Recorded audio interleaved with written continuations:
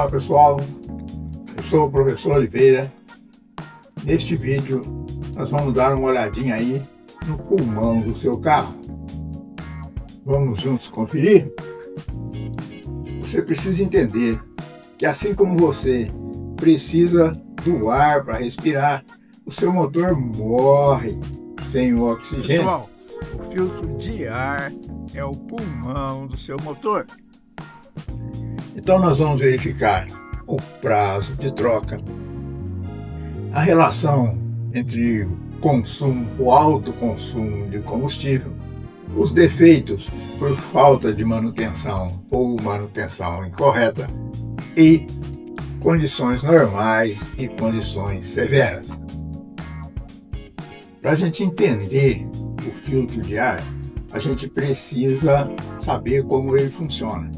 É por isso que eu vou revelar para vocês como eu ganhei um prêmio no Salão do Automóvel, que é uma questão que deixa bem claro a importância de um filtro de ar de qualidade ou um filtro de ar original. Por exemplo, se você estiver trafegando, tiver que parar aí numa floresta nativa, principalmente à noite, se você tiver com um carro carburado e sem o filtro de ar, é bem provável que em pouquíssimo tempo seu carro no mínimo vai perder a marcha lenta.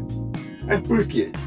Porque o seu motor vai aspirar ou vai puxar para dentro do carburador um sem número daqueles de insetos, aqueles insetos pequenininhos, tipo abelhinha, que vão entupir o seu carburador e pode até parar o seu motor. Então, o filtro de ar não é somente para reter aí aquelas poeirinhas. O nosso motor, pessoal, é um aspirador poderoso. Ele puxa para dentro do motor tudo que tiver ali embaixo do capô, qualquer coisa que entrar por baixo do capô. Então é aí que entra o filtro de ar. O filtro de ar segura toda e qualquer impureza que tende a entrar no nosso motor. E ele deixa passar somente o ar e ar limpo. Essa é a função do filtro de ar. Para nós é muito comum o cliente reclamar que o carro está gastando muito, que o consumo está muito alto. Aí se você for dar uma olhada no veículo e dar uma olhada no filtro de ar, veja esses filtros de ar aqui, compare os dois. Está muito sujo, né? Então pessoal, aqui é fácil a gente concluir que esse filtro está obstruindo a passagem do ar. E qual a consequência? Bom, quando você diminui forçosamente a passagem de ar, o que acontece? Você altera a mistura ar-combustível. A mistura normal, que seria estequiométrica, passa a ser uma mistura rica. Ela vai ter mais combustível do que o necessário, mais combustível do que a quantidade de ar necessária. Então isso aí vai causar uma série de problemas além do alto consumo. Então, se você quiser saber mais sobre mistura rica, mistura pobre, dá uma olhadinha nos nossos vídeos. Nós temos vídeo aí, velas que falam, nós temos vídeo danos causados por mistura, que vai aprofundar seus conhecimentos aí em mistura rica e mistura pobre. Pessoal, antes da gente entrar aí no prazo de troca, deixa eu mostrar uma coisa para vocês que vai ilustrar bem a importância da manutenção, a importância de você fazer as revisões preventivas. Um dia desses, antes de começar o expediente, antes das 8 horas, devia ser umas 7 e pouco da manhã, um cliente me ligou. Estava parado num posto de gasolina, que tinha acendido a luz da injeção do veículo dele. Muito bem. Eu pensei que, como eu estava me ligando antes do expediente, ele deveria estar ali próximo, indo para o serviço, aqui na cidade. Mas quando eu perguntei para ele onde ele estava, ele disse que não. Ele disse que estava viajando. Eu falei, poxa vida, mas então me conta em detalhes aí como que foi essa viagem. Foi me contar como foi a viagem, eu abri o computador aqui e vi o histórico de manutenção dele. A manutenção já estava vencida, mas não era por muito tempo. Então ele me contou que nessa viagem dele teve que andar muitos e muitos quilômetros por estrada de terra, bem normal, né? Estrada de terra. Só que para complicar, antes dele chegar no destino dele, ele pegou uma região serrana ali, um pedaço de serra, e com muita umidade, chuvinha, rala, muita umidade. E eu perguntei para ele se o carro antes parou sozinho, se falhou, o que aconteceu. Ele falou, não, o carro não falhou, acendeu a luz, o carro continuou normal, só que depois apagou e eu continuei andando. Aí depois acendeu novamente e daí a pouco apagou. Então eu parei no posto de combustível aqui para abastecer e estou ligando para você. De longe fica difícil, né? Mas a gente tenta. Eu disse para ele, faça o seguinte, vá até um centro automotivo ou uma oficina que estiver próxima aí e faça um diagnóstico eletrônico e passa para mim o resultado.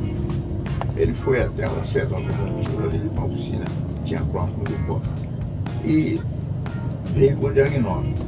Ele disse que não tinha nenhum defeito presente. O único defeito que tinha era passado, que deu o sensor máquina. Eu pensei e disse para ele, faz o seguinte, retira o filtro de ar, pede para o mecânico retirar, aí você abre e retira o filtro de ar, limpa bem a caixa do filtro de ar e coloca um filtro novo.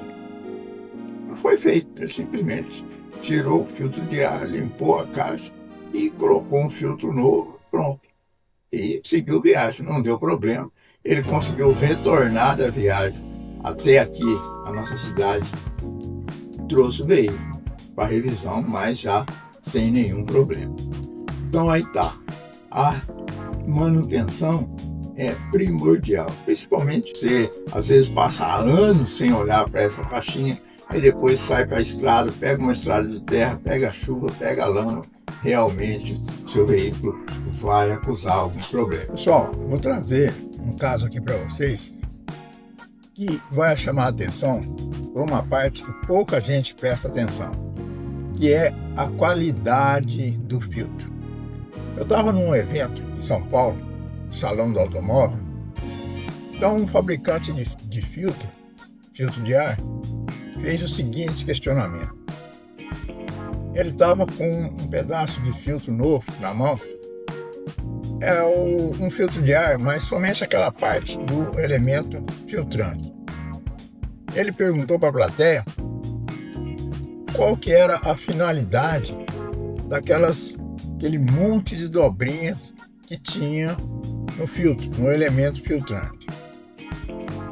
Bom, como a gente sabe, ali no salão do automóvel, né, se reúne milhares, centenas ou milhares de profissionais.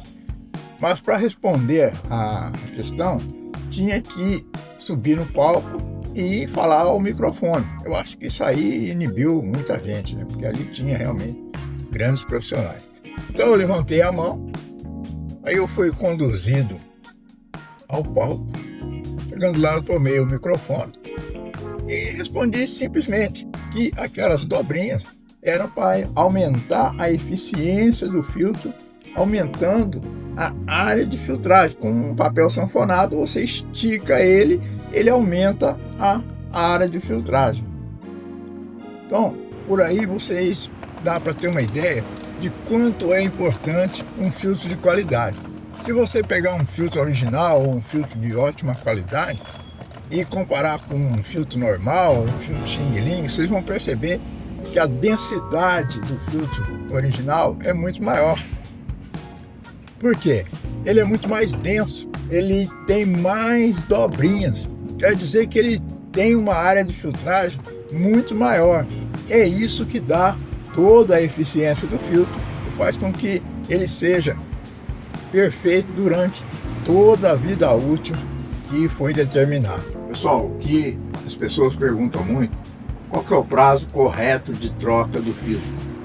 Eu já disse que o filtro de ar é o pulmão do seu motor. Então, não tem prazo correto de troca. Como assim? Tem. Não tem. O fabricante indica de 10 a 15 mil mas isso em condições normais. Mas e em condições severas? O que é condições severas? Condições normais, a gente já sabe, é tráfego urbano, estrada bem pavimentada. Agora, condições severas para o filtro, preste atenção, para o filtro. Existem outras condições severas para outros componentes, mas para o filtro, condições severas é estrada mal pavimentada, estrada de terra, ambiente confinado, por exemplo, um veículo que opera muito dentro de canteiros de obra, de construção civil, ou mesmo numa planta industrial, onde tem muita poluição, muita fuligem, isso são condições severas. E daí? E daí que em condições severas você tem que reduzir o prazo de troca pela metade. Se o fabricante está te indicando 15 mil, você vai ter que trocar o filtro com 7,5 a 8 mil. Se ele está indicando 10 mil, você vai trocar o filtro aproximadamente com 5 mil quilômetros. Isso são condições severas para o filtro de ar. Bem, pessoal, nós estamos encerrando aqui essa nossa pequena imersão na tecnologia dos motores de 3 cilindros. Mas isso foi apenas o começo. Nos próximos vídeos, nós vamos detalhar cada um desses componentes, mostrando a sua tecnologia, o seu funcionamento e o seu diagnóstico. Se você ficou até aqui, meu muito obrigado. Mas não se esqueça de se inscrever no canal, deixar um seu like e principalmente compartilhar esse vídeo aí com os nossos grupos de WhatsApp. Eu sou o professor Oliveira e nós nos veremos em breve com mais conteúdo desse fascinante mundo da tecnologia dos motores de 3 cilindros. Até lá!